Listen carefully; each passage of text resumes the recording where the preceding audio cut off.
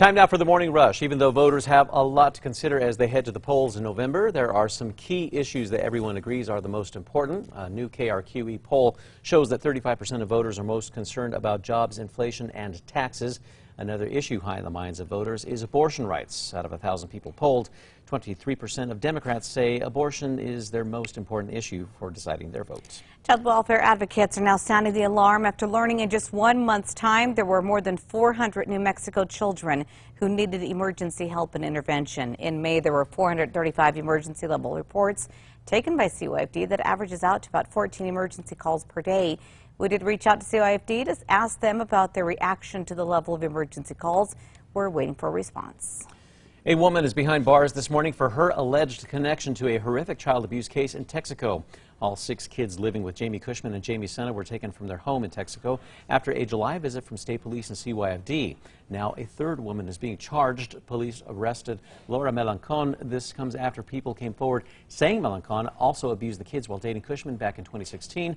That includes starving them and putting them in dog kennels. Erica. And here's a look at our school day forecast. Temperatures are in the upper 50s, a little cool this morning. And by the afternoon, it's going to be a perfect day. We're going to see dry, sunny skies and nice temperatures at 83.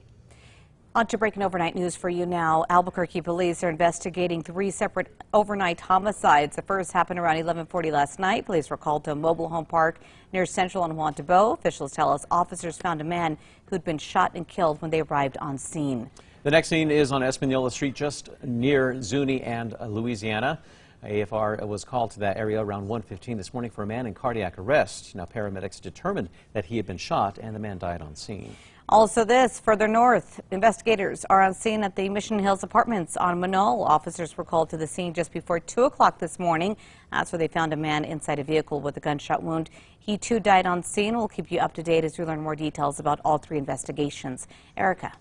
And here's a look at our New Mexico threat index. We are going to be seeing low threats today with mostly dry conditions aside from an isolated storm in the Northeast Highlands or Southeast Plains. The North American International Auto Show is underway in Detroit, prompting a visit from President Biden. Now, at the auto show yesterday, the president announced the approval of $900 million to build more electric vehicle or EV chargers spanning 53,000 miles of the national highway system. A devastating strike that could have crippled the U.S. rail system is apparently off the table this morning. The Biden administration says a tentative railway labor agreement is reached, but we are still waiting for more details.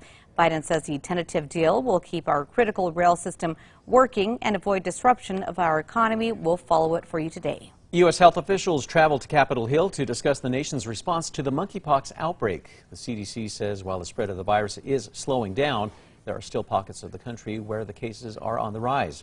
So far, more than 540,000 vaccine doses have been administered, with millions more available. Erica. All right, let's get a check on traffic. We are seeing a slowdown on I-25 north due to construction on exit 224. And here's a look at Tracker going north on I-25. Yeah, it's looking like everything's moving at speed here. Finally, a Pennsylvania woman celebrating her 96th birthday in style at the gym. Meet Cecilia. She's dancing her way into her 96th year. The Westchester resident says that she gets energized by visiting her local gym.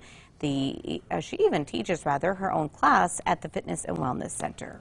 Time now for the 5 facts. We start with number 5 here. BioPark visitors will have to wait several more months before the new electric shuttle is up and running. The BioPark says the project that was supposed to be done at the beginning of summer has been delayed because of supply chain and staffing issues. The city hopes to have it up and running in November. At number 4, even though voters have a lot to consider as they head to the polls in November, there is one issue, or rather several, that everyone agrees are the most important. A KRQE poll shows that 35% of voters are most concerned about taxes, jobs, and inflation. Another issue high on the minds of voters is abortion rights. And now, out of 1,000 people polled, 23% of Democrats say abortion is the most important issue for deciding their vote. Another big issue is crime, with 80% of Republicans saying that crime has gone up compared to 54% of Democrats. And at number 3, it is going to be a drier day. We'll see temperatures back into the low to mid 80s with abundant sunshine. At number 2, a woman is waking up behind bars this morning for her alleged connection to a horrific child abuse case in Texaco. All 6 kids living in a home with Jamie Cushman and Jamie Senna were taken from that home in Texaco after a July visit from state police and CYFD. Police say that the children were chained to their beds. Now a third woman is being charged in that case. Police arrested Laura Melancon. This comes after people came forward saying that Melancon also abused the kids while dating Cushman back in 2016. That's an allegation that lapel video from that July visit shows CYFD was aware of. Finally, number one for you, child welfare advocates are sounding the alarm after learning in just 1 month's time there were more than 400 New Mexico children who needed emergency help and intervention. In May, there were 435 emergency level reports taken by CYFD. That averages out to 14 emergency calls every single day. Also in May, CYFD received 3,638 total reports of child abuse.